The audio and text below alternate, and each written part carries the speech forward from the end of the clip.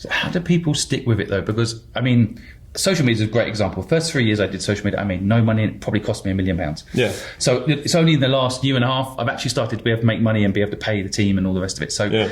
I look at it as a purpose thing, right? I'm trying to fix the education system. It's broken. It should be teaching the skills that you and I are trying to give people for free. How do people stick with it? What do you think is the formula there? So I'm gonna go back to something that I said at the very beginning. So if motivation is equal to deprivation, you need to feel deprived of something. And so in the examples I gave, so, if you're starving, you're hungry. If you're sleepy, if you're exhausted, you're motivated to sleep. But money doesn't work the same way. Because if you take that logical extreme and say, okay, well then all poor people should be more motivated to make money than anything. And the reality is they're not. So why is that? So because all the ones that I first said are all physiological needs. The other one is completely made up. Money is only in terms of humanity, it's a very new thing, right? And so it's a psychological construct. And so the idea is that the deprivation actually is completely made in our own minds. And so, Harvard at least did this study, which is they talk about your reference group, which is the biggest predictor of people's long-term financial well-being is their reference group, and this is important, is that it's the 5 people you compare yourself to, not the 5 people you spend the most time with. And I think that's a huge difference. And so I had this little tweet that kind of went like viral or whatever, but you want to take advice not from the people who are closest to you, but the people who are closest to your goals. Take advice from them. And people are like, oh yeah, I'll take advice from them. But when you're about to make a big life-changing decision, who do you talk to? If you're talking to the people closest to you, none of them have relevant experience. And if you don't want their lives, then definitely don't listen to what they say, right? And it's very hard because that's what makes it feel so lonely, I think, in the beginning, because you have no one to talk to. And so that's why I'm such a big believer in heroes and mentors. So mentors are people who actually interact with you, but heroes are just like, what would Warren Buffett do? Some people are religious. What would Jesus do? Whatever your thing is, right? Like, who's that idea? And sometimes, one of my phrases is like, what does the ideal version of me do? What's the person I want to become do? And all of it is, again, around doing. Because if I do those things, like, I might not be a patient person, but if I pretend to be patient for 5 years, people start calling me patient. I might actually be patient because all I did was patient things, even though I don't feel patient, right? And so it's like, we can change basically how we feel, and what we do don't need to be connected at all. So you can feel horrible and still do things and be kind. And people, like, you can feel like a very nasty person because of the things that you think and the things that you want to do. But as long as you don't do them, then the only thing the world will ever judge you on, or at least the only thing that I would ever judge you on, is what you do. And so it's like, okay, motivation, deprivation. So back to this. So in my opinion, I've always struggled with this question the most because it's never been an issue for me. And I think, that's why it's one of the hardest things that I have to translate to somebody else. So everything that I have is more around, how do I translate how I see it more than this was the series of steps I followed to become motivated. I was so afraid of failing and being deprived, right? I was so deprived of respect, or at least how I perceived it. Not continuing was just never a choice. And I always used to think when I was like, the earliest days of the gym was really tough for me. I was sleeping on the floor, the whole story, right? And it sounds cool in retrospect, but when it's like you're sleeping on the floor of a gym because you can't afford 2 places, and you've got kids the same age as you who are partying on the rooftop of your gym, because it was below a parking garage where my gym was. So there's a parking garage, so with like these cars would drive over the top, it's like, and it was concrete and metal, so it sounded like a gunshot, and it would happen all night long. So I couldn't sleep, but I'd have to wake up at 4 to teach the 4:30 class, and I taught all the classes, so I take 8 classes a day. But then I also ran the whole business. I had 0 employees. So I did all the billing, I cleaned it, I fixed the equipment, I marketed it and got leads, I did everything. I didn't know that employees were a thing. That's why I have it as one of the steps. I had no idea. And so the thing is that whenever it would be really hard for me, I would always think to myself, as long as I don't quit, I win. Mm-hmm. And so like, if I just keep going, I just have to survive. And so just kind of approaching it from that perspective, because the more painful thing was the idea of going home a failure. And I just couldn't do it. I was like, I would rather die. And I think thinking through like past human experiences, which is, okay, across all the globe, slavery has happened everywhere. Mm-hmm. And slaves for their entire lives, for thousands of years, had to work all day, every day, and they had no opportunity. They had to work all day, every day, but there was no upside. They just had to work all day, every day, or they die or get killed or whatever. Mm-hmm. And so I was like, if they can do it with no upside, I can absolutely do it with the chance that I can win. And I think seeing business as an infinite game is what was a huge perspective shift for me, which was there is no number one in business. And this was something that was like really like, it's for anybody who's listening to this, I think it's powerful to understand, is that if I were to say, hey, who's the richest man in the world 30 years ago? There's a couple Japanese guys, because the Japanese economy was booming at that time. Now, no one even knows who they are. And that was just 30 years, forget 500 years. And so the thing is the number one guy in the world at business, if you want to measure it by net worth, which whatever, but even if you did, it's like that guy just touches the top for a decade, and then someone else touches the top. And so when we say, I want to be successful, success is about sticking with it.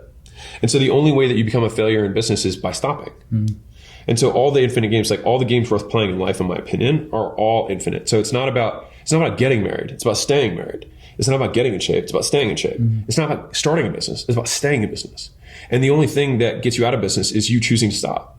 And I think that's a very powerful frame, because it puts it 100% in your control. And so as long as you keep trying, you're still in business. And I think a lot of people give up so much. They give up just on the idea of a negative comment or some snide remark from a friend of theirs, or their dad or their brothers, makes them try to feel stupid for taking a risk that they were unwilling to take. And I think that's bullshit. And so anyways, motivation comes from deprivation. And so at least my number one rule for entrepreneurship is use what you've got. And so a lot of times there's a lot of social media stuff. I don't think there's anything wrong with it that talks about like, find your passion, find your purpose, find the thing that you love. And I think that's great. But if I were to go back in time, I can say that now from this lovely, position that I have. But when I started, my first business, I wasn't doing it because it was something I was passionate about. It was not this like sunshine and rainbows. It was miserable. And I had a lot of shame and a lot of anger.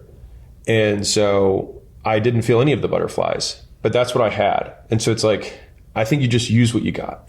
And if you need shame to get you going, if you need anger to get you going, then that fuel can change over time. But wishing you had a different fuel, I think, is what gets people in trouble. I think that's what stops a lot of people. Like, I should feel, it's like you should nothing. It should just shouldn't exist. It's just, what do you have? Then what are you going to do? And I'll say the last piece is, they're trade-offs. And I think being able to name the price of the things that you want is super valuable. Yeah. Which is like, the cost of fame, for example, is privacy. You don't get that anymore. And the cost of you starting a business is, for me, it was like, I stopped being able to follow the football team that I used to follow. I stopped being in fantasy leagues with my friends. I stopped being able to go out to, the bar and drink and things like that. So there was a cost. And so the thing was just like, am I willing to pay that or trade that for this thing that I want most? And I think for some people, maybe you don't want that. And I think the thing is like, and that's okay. But I think the problem is where you want to have your cake and eat it too. Yeah. I want to have the six pack, but I also want to have cake. I want to. Well, you have dessert and you've got a six pack. Yeah, right. Yeah. Well, you got to know how to play the game. Yeah. But it's people aren't willing to make the trade, and I think that just comes down to the very bottom of everything. Like when I wanted to. There was a period where I wanted to get into Harvard's business school when I'd done 2 years of consulting, and that was what I thought was going to be my path. But I'm always very grateful for them, because on one of the application questions they had was, how will a Harvard MBA help your short and long-term goals? And I thought about it for like 3 days, and I realized that, well, I wanted to start a business. And so me start doing another 2 years of school, I could just start a business. Like that was the goal. And so I'm grateful that they asked me that question. But before I ended up getting to the application, I spent 4 months taking, I basically did 10 phone books of problems, because I read this research study on standardized testing, which said the score that you get, so for anybody who has standardized testing that they have to do, maybe you're a tradesman and you need a certification or something, it goes like this, which is score. So this is like score, number of problems. So basically, it was just a direct correlation between the number of problems that you did before taking the test was directly correlated with your score. And as soon as I saw that, I was like, oh, I'll just do all of the problems. And so I did 16, like it was huge. It was like, it was standing on the floor, books are probably like the really thin Bible paper, like thin paper. And so I did 4 hours a day of problems for 4 months. That's all I did. I just did problems. And so I got above Harvard's mid-score. And so for me, it was like, this is the only thing that I have to do. And this is what I care about most. And so they were like, how'd you stay motivated? It was like, I don't know. I just didn't have any other choice because the alternative is just was something I wasn't willing to do. And I think a lot of people aren't willing to cut things. Like I'd say one of the things that's been, blessed with, if you want to say that, is I'm very willing to cut people and things out of my life very quickly. I think it's healthy to do that. And so this is my North Star question that I would encourage people to ask themselves.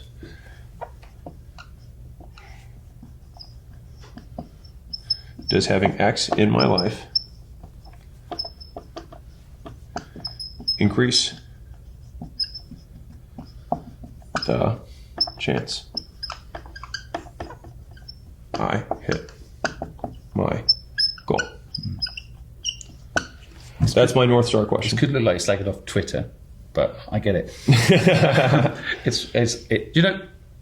First of all, I feel a little bit emotional hearing you talk about that. I don't know why that's triggering something in me. Do you know what it is? Because I have the same problem trying to help people have a better life. They kind of got to help themselves.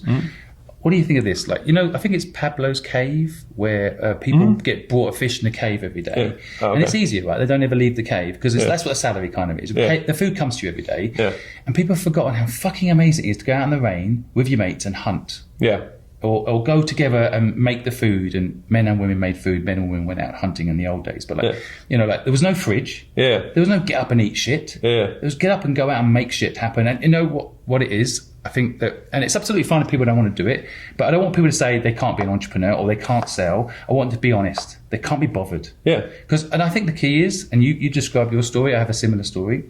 I love the hunger I have from the deprivation that I had. The Vikings used to land places and burn the boats that got them there. Yeah. Then they got no fucking choice. Yeah. And I think that's what people need to do. If they really want to do it, they need to burn the boats that got. They can't go back to the cushy job, that middle class life. That's it. You're in or you're out. Yeah. And then, like you say, you got to figure out what you're going to cut out that isn't going to give you the goal you want. So, especially in the beginning, you have limited resources, right? You have limited time because you have no leverage. You have no one helping you, and you probably don't have that much money. And so, time is the only thing that you have that you really have to be really careful with. And so, what are the activities? Does this activity, like drinking, for example, does this increase the likelihood that I hit my goals? That's it. Does it increase the likelihood of my goal? Does having these friends in my life increase the likelihood of my goals? And the answer is usually pretty obvious. It doesn't. And then the thing is that most people are, again, just cowards. Yep. Is that they're not willing to just make the cut. But I'm pretty sure you live the same framework that you did when you were younger. Like, I act like I've got no money. Like I don't. This is Gucci. Right, it's not. Sure. That's what I mean. I think people get comfortable as they grow as well. But I think people, the motivation thing really gets me, because sticking with it, which is the theme around this, is altered down to perhaps limiting your choices, not increasing them. Some people have too many choices. Yeah. Die on the hill. Like go for it. Yeah. And people don't do it. So I'll describe a process that I do, and it's all based on action. So I define work, right, as volume times leverage, which is how much you do and how much you get for each time you do it, because that equals output, which, if you're looking at this transitive property, work equals output. So it's not about how hard you try, it's about what you get done. And if you have more leverage, you get more done. Now, if you do a lot of work, so I'll give you a simple example. So if we're learning sales, right? So if I start cold calling and I do 100 calls a day and I have low skill, then I will have low leverage. I'm going to get fewer appointments than somebody who makes the same amount of calls as me and has high skill. They'll book 5 times the appointments as I will. So did they work more? In my world, yes, they had higher output. And so a lot of times it's like you have to learn how to work. But the thing is that how did that guy who is good get good? He did volume. He did a lot. And so then it's like, okay, if this is our equation for output in terms of getting better, and the getting better part is going to be leverage. This is a constant. You have to do work. You have to do volume. Okay. So we start with the doing, which is the volume. Cool. So we have that first. And so whatever it is, so let's say I want to start making, Instagram reels. Fine. I want to get good at Instagram reels. So it's like, great. So I'm going to make 100 Instagram reels. And this is the part that people don't even do this, but let's assume that you did this, okay? So you do the 100 Instagram reels. People then say, well, I did 100 and nothing happened. It's like, okay. So then what we do is we look at our 100. let's say this is, the 100 reels that we did. We say, what's different about these? About these top ones. These top ones did better. And what's different about these? Singers do this all the time, don't they? They put a music out all the time. 60% of Adele's songs never went in the top 10 or something. Oh, really? So yeah, this is that they also do it. And so then once we figure out, and this is where you have to be as detailed as possible. And a lot of times you'll start having almost superstitions. It's like, okay, I coughed at the beginning of this call. Well, that was different. Well, did all of your top 10 calls, did you cough? Well, no. Okay, then disregard that. So you run something called a common factors analysis, which is just saying, what do all these ones have in common? What do these ones all have in common with each other, but that's different than all of these ones? And so once we do that, we say, okay, so my next 100 that I do, I want them to look like this. And then all of a sudden it's like, I got 30% better on my total views by just doing more of the stuff that worked. Yep. And so this process you just do for like 10 years. And you just keep doing it over and over again. I mean, like the first YouTube, video that I did, I think probably had like, 100 views or whatever it was. And for anybody who's listening to this, like Simon had a big business, but I'm assuming that when you started, you had 0 subscribers when you started your account. Right. Course. And so did I, across all platforms. And so people have this idea that like everyone starts at 0. And I'll also give you this other kind of word of encouragement, which is there's a huge media narrative around the idea that like millionaires and billionaires are evil. I don't know why, but there is. And so what's interesting about that, if you just look, at least in the US, the statistics are that the overwhelming majority of millionaires and billionaires are self-made, not inherited. And so it's like, okay, wait, if the majority of them are self-made, then that means they all started at 0. And so they had the same thing. So let's say they didn't have a lot of money. I actually think starting at 0 is a competitive advantage. Oh yeah, we have nothing to lose. Yeah, exactly. Anyone with 0, you think you don't realize that you've got an advantage. So you have no money and all you have is time. And that means that you're in the exact same position as every self-made millionaire and billionaire when they started. And the only difference is that right now you're a self-made poor person. It's just that no one likes to claim it. Yeah. By the way, self-made doesn't exist because everyone had help. Oh, for sure. But you conceptually, in terms of starting here. Yeah, we've no. You can have nothing and still make it. Yeah.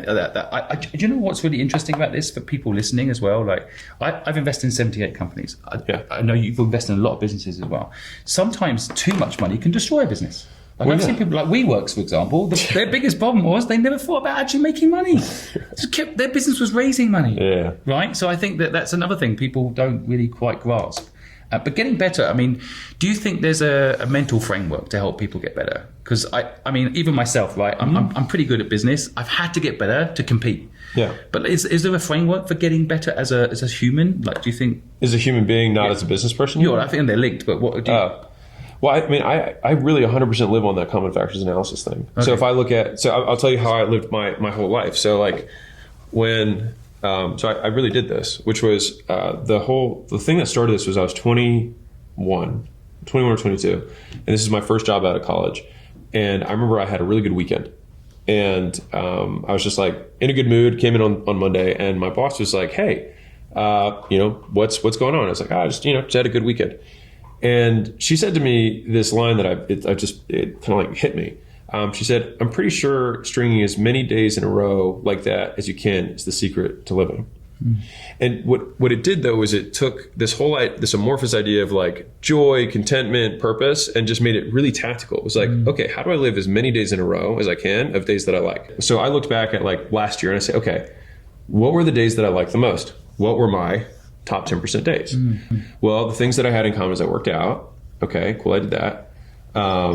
I ate with people I like, ate with friends.